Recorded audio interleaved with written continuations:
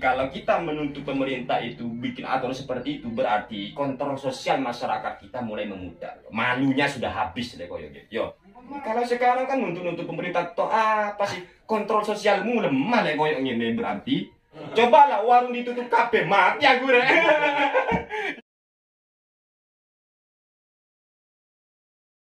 Bagaimana pandangan fikih terkait orang-orang yang membuka warung ketika bulan Ramadan? Tentunya di siang hari ya. Di siang hari tentunya, karena banyak orang yang puasa. Nah, itu hukumnya bagaimana secara kacamata fikih terkait orang-orang yang membuka warung pada saat bulan Ramadan? Mungkin kami akan bertanya kepada saudara Zedeng dulu. Ya. Bagaimana tanggapan Anda mengenai orang-orang yang membuka warung nasi, warung apa saja ya intinya, warung makanan intinya. Nah, itu gimana pandangan jenengan terkait hukum tersebut? Kalau menurut saya, ini sepengetahuan saya ya. Jadi kita menghukumi sesuai dengan pengetahuan kami. Sebagai orang Islam, membuka warung di siang hari itu kurang etis, kurang layak lah. Karena bulan puasa ini kan bulan ibadah. Jadi kita harus menghindari dari hal-hal yang bisa membatalkan puasa. Dan juga membuka warung di siang hari itu kalau kami kategorikan itu termasuk al-i'anah alal maksiyah. Jadi menolong kemaksiatan.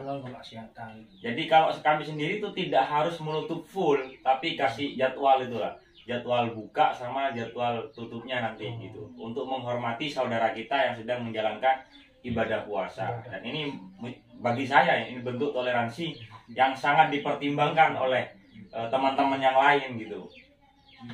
Jadi adanya peraturan daerah, menurut saya itu adanya peraturan daerah untuk menjadwal warung-warung dari jam sekian bukanya sampai jam sekian nanti tutupnya untuk menghormati orang yang sedang menjalankan ibadah puasa. Dan itulah ini bisa dikatakan kalau kaidah fikihnya itu al-i'anah alal maksiyah, termasuk kepada orang yang menolong kemaksiatan, yaitu merupakan maksiat juga nanti bagi itu.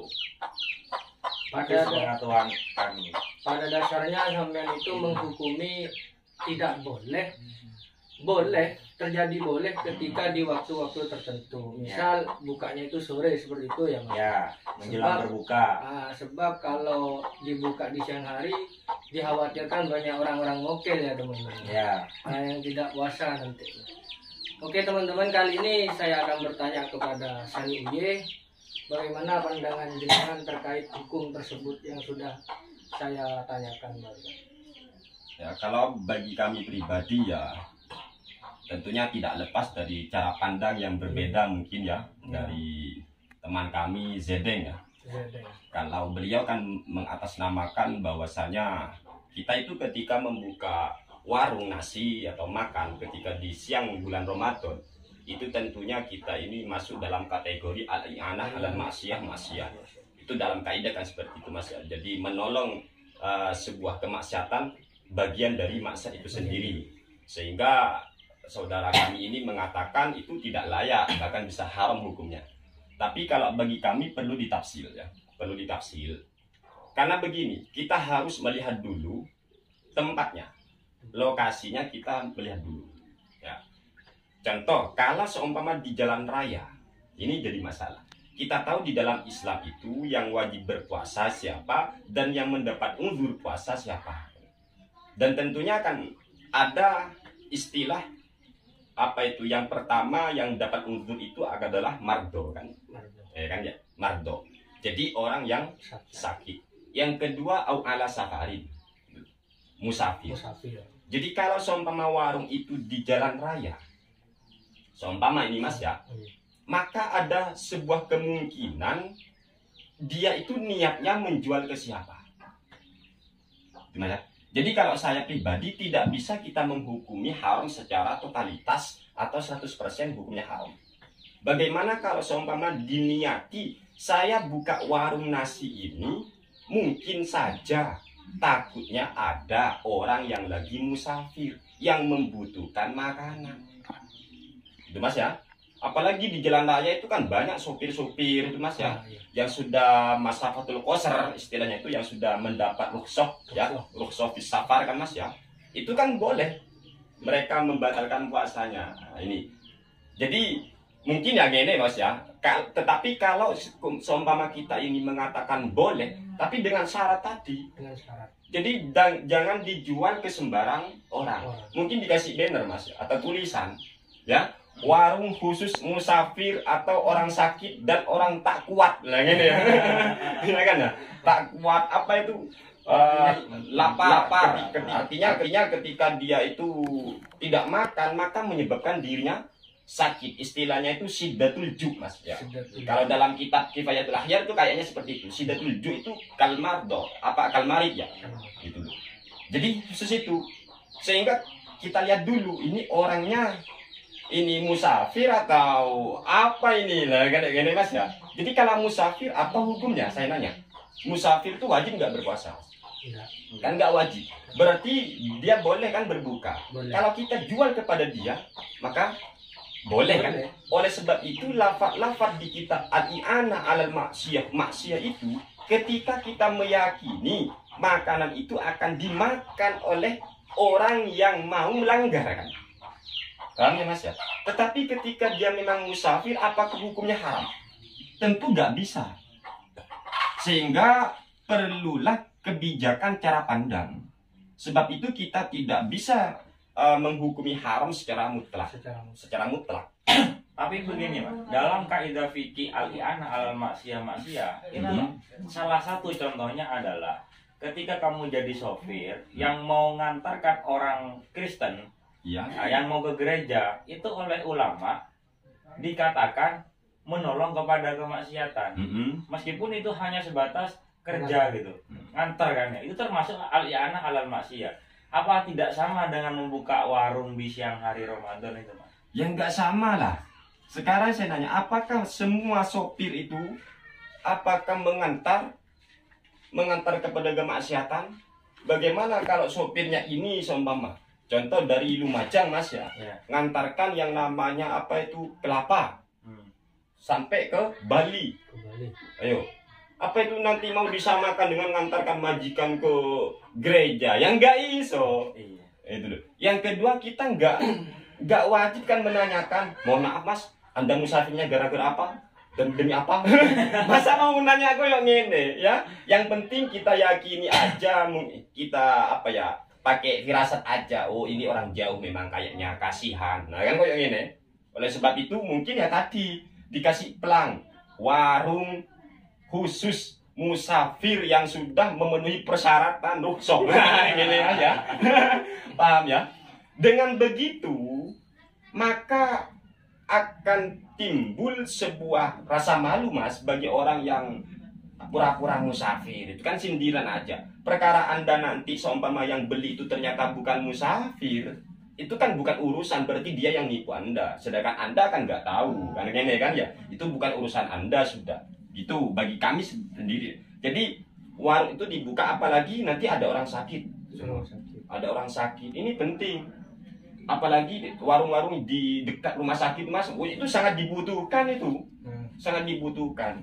Tetapi persoalannya tadi kita lihat dulu pembelinya sebenarnya. Jadi kita nggak ngukumi warungnya sebenarnya, tapi kita ngukumi pembelinya siapa. Bahkan bisa jadi Mas ya, apa itu kan kita ini terlalu fokus kepada makanan yang dijual di siang hari. Padahal Mas ya, bisa jadi bagi otak nakal ya, beli rokok malam hari, kebetulan langsung beli satu pres. Biar apa? Ayo, siangnya besok biar gak beli lagi ini. Antisipasi. Itu sebenarnya ya kalau kita mau kritis bisa haram juga itu. Apa nanti wajib ditanya dulu? Mohon maaf Mas, kenapa Anda beli banyak? Apa untuk rokok nanti apa siang gitu?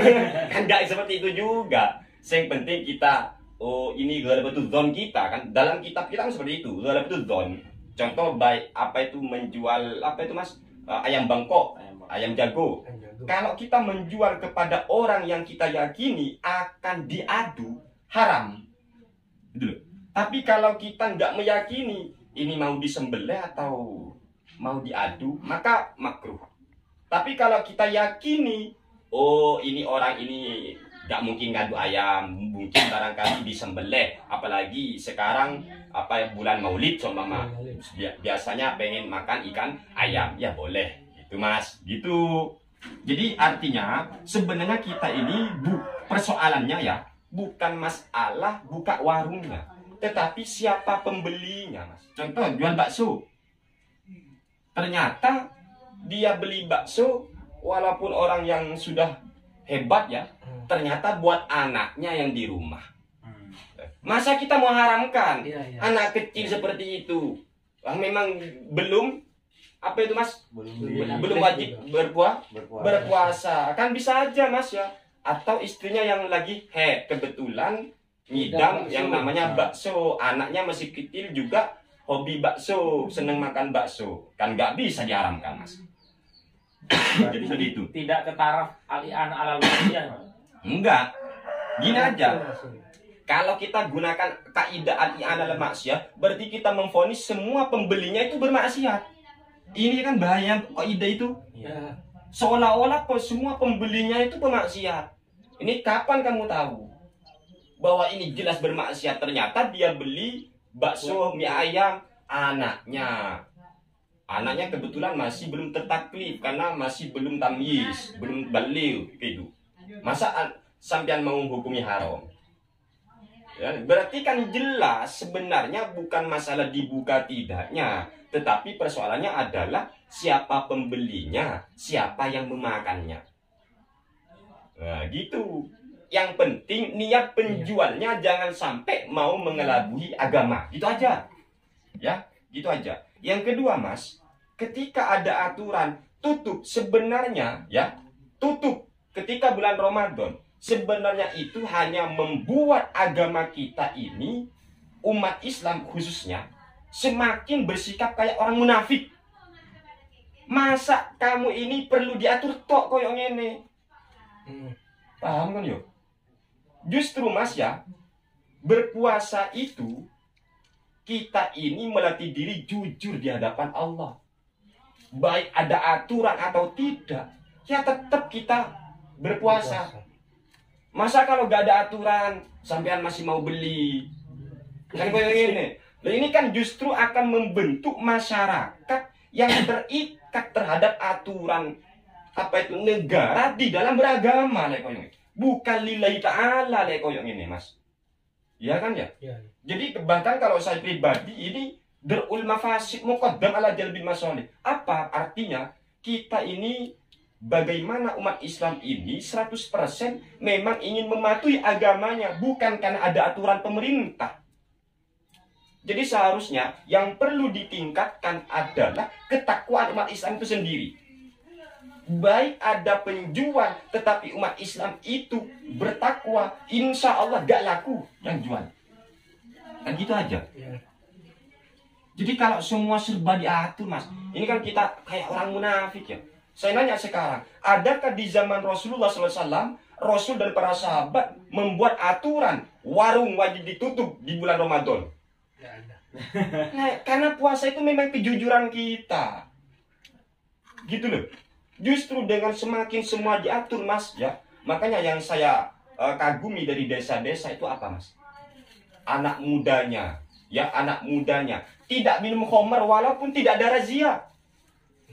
Inilah agama yang sebenarnya sambung rasa kepada Sang Pencipta, bukan karena ada penguasa, bukan karena ada razia, tapi ini karena agama mengatur saya, melarang saya minum minuman keras. Kalau Anda tidak minum minuman keras karena ada razia, bukan karena Anda patuh kepada agama, tapi karena takut kepada hukum negara. Dan itu tanda munafik Anda terhadap agama. Nah, ibarat anak muda yang naik sepeda, lampu merah diterobos katanya. Ya kan ya? Ternyata setelah itu dikejar polisi, tertangkap, stop. Hanya dia berhenti. Kenapa Anda nerobos lampu merah? Apa Anda tidak tahu lampu merah? Tahu Pak. Tapi kenapa Anda itu tetap nerobos? Anda punya SIM? Punya. Ini STNK? Punya. STN ya? Terus kemudian ini helm sudah. Tapi Anda tahu nggak lampu merah? Tahu Pak. Kenapa masih nerobos? Karena saya nggak tahu ada Bapak. Berarti kesadaran ini yang belum ada, Mas. Bahkan kalau di masyarakat itu nggak butuh aturan, Mas. Kalau di desa saya, Mas, nggak butuh aturan. Jadi kalau yang nuntut aturan, toh itu pemerintah itu saya rasa ya kontrol sosialnya yang nggak ada. Bener, Mas, ya. Kontrol sosialnya di lingkungan itu sudah mulai memudar. Cobalah di desa saya ini, Mas, ya. Ada yang buka warung. Wow, jadi satu desa. Jadi nggak butuh yang namanya aturan dari Pemda, nggak butuh. Yang penting masyarakatnya sadar. Hei, kamu ini muslim kok buka di siang hari. Berarti apa, Mas? Inilah masyarakat Islami bener. Jadi gak ngandalkan dikit-dikit, ayo dong pemerintah, dikit-dikit, ayo dong pemerintah. Kon juga tanggung jawab kan? Iya. Kenapa dikit-dikit Pemda, dikit-dikit ini, dikit-dikit apa kon? Berarti kontrol sosial di desamu merontok gitu. Runtuh berarti kan? Iya kan, Mas, ya? Jadi gitu kalau bagi saya pribadi. Jadi sekali lagi ya, Mas, ya. Jadi kalau kita menuntut pemerintah itu bikin aturan seperti itu, berarti kontrol sosial masyarakat kita mulai memudar. Artinya apa? Masyarakat sudah bermuka yang namanya muka apa itu, Mas? Badak istilahnya. Ya, muka badak. Malunya sudah habis deh, yo. Malunya sudah mati. Makanya al-haya'u minal iman. Cukup. Oh, itu jangan ditiru, itu warung seperti itu. Nah, kan nih. Hanya nggak ada yang berani buka di desa-desa. Walaupun ada di desa-desa yang lain juga mungkin ada, Mas, ya. Tetapi sedikit kalau di desa. Kenapa? Kontrol sosialnya luar biasa di desa itu. Nggak butuh Pemda, Mas. Iya kan ya? Cobalah, mungkin di desa Anda juga gitu kan? Ya. Sekarang saya nanya, ada nggak warung-warung di desa Anda? Warung seumpama apa itu pecel atau bakso? Ada kan, Mas, ya? Tetapi ada nggak yang buka di siang hari ketika Ramadan? Kan nggak ada. Apa itu karena ada Pemda, aturan Pemda? Tidak kan, tetapi kontrol masyarakatnya berfungsi masih. Sehingga nggak nuntut-nuntut pemerintah toh. Ya kan ya? Kalau sekarang kan nuntut-nuntut pemerintah toh apa sih? Kontrol sosialmu lemah lah koyok ini berarti. Ya kan, Mas, ya? Kesadaran. Masyarakatnya sudah nggak punya malu buka warung seperti itu. Ini. Jadi dengan adanya banyak aturan, Mas, justru semakin kita munafik. Ya. Makanya saya kagum kepada pemuda desa, mereka tidak minum khamr, tidak minum arak, tidak minum minuman keras, bukan karena ada razia, tetapi karena ajaran agama melekat di hatinya. Ya. Itulah agama yang sebenarnya, Mas. Bukan melalui paksaan, tetapi kesadaran. La ikraha fiddin. Tidak ada paksaan di dalam agama. Itu loh. Jadi cukuplah kita ini melarang ketika melihat. Ya, syarat nahi mungkar itu apa, Mas? Kan ketika melihat di depan mata. Itu baru nahi mungkar. Dan itu pun perlu tabayun. Kamu buka warung koyong ini niatnya untuk siapa? Tadi takutnya, oh ini untuk warung musafir, Mas. Ya, jadi warung khusus musafir, khusus untuk orang sakit, khusus untuk anak kecil. Jadi ketika orang masuk ke sana, anggap aja walaupun sudah tua, oh anak kecil masih beli. Ini, Mas, ya, dan cuma guyon nih ya. Ya mungkin aja dibungkus, Pak. Kenapa? Oh, kebetulan anak saya masih kecil, istri saya belum masak. Kan bisa, Mas, ya. Oleh sebab itu, jangan menghukumi dibuka kapannya, tetapi siapa yang membeli dan akan memakannya. Paham ya? Gitu. Yang kedua, ingat, semakin banyak aturan dari pemerintah sebenarnya membunuh kesadaran kita sendiri, Mas. Kita tidak minum khamr karena takut razia, bukan sudah karena takut ajaran yang maha kuasa. Kayak ini. Seolah-olah nanti ya, sehingga ketika gak ada polisi, Mas, ngumpet nanti ya, ngumpet minum. Itu loh. Jadi agama itu seperti itu, saya rasa. Itu cara pandang saya. Yang pasti saya tidak benarkan ya. Saya tidak membenarkan orang yang buka warung di siang hari ketika dijual kepada orang yang tidak punya uzur. Gitu. Jangan salah paham ya. Saya tidak membenarkan orang yang buka warung nasi ketika dijual kepada orang yang tidak punya uzur atau tidak mendapat rukhsah di dalam agama. Yang punya uzur itu untuk tidak puasa, anak kecil, wanita haid, kemudian musafir, marid. Nah, ini. Jadi sehingga bagi saya pribadi alangkah baiknya ya dikasih pelang. Jadi menu makanan khusus untuk musafir, untuk siapa lagi? Orang sakit, Haid, nufasa dan semacamnya ya, atau hamil ya. Hamil kan boleh juga Mas ya, orang hamil. Kemudian siapa lagi? Orang nyusui. Anak kecil, orang nyusui. Jadi boleh dibungkus demi anak yang tercinta di rumah. Lah, ngene Mas ya, gitu. Tapi takutnya bapaknya berpolitik. Kok beli banyak Pak? Kebetulan anak saya banyak. Ini ya. Tapi yang penting ya pemilik warungnya tidak yakin bahwa itu akan dimakan oleh si bapak, gitu Mas. Sebenarnya itulah. Jadi jangan terlalu kaku dalam memahami agama, ya. Karena yang beli itu saya yakin Mas tidak semuanya mau mukil. Iya, tidak semuanya itu orang-orang mukim. Tidak, jujur aja ya. Saya itu ketika pernah pergi ke Malang Mas ya, cari makanan Mas, itu dari sini, dari Probolinggo ke Malang, cari makanan untuk batalkan puasa, nggak kuat Mas ya, nggak kuat. Ambil rusuh. Cobalah warung ditutup kabeh, mati aku ya.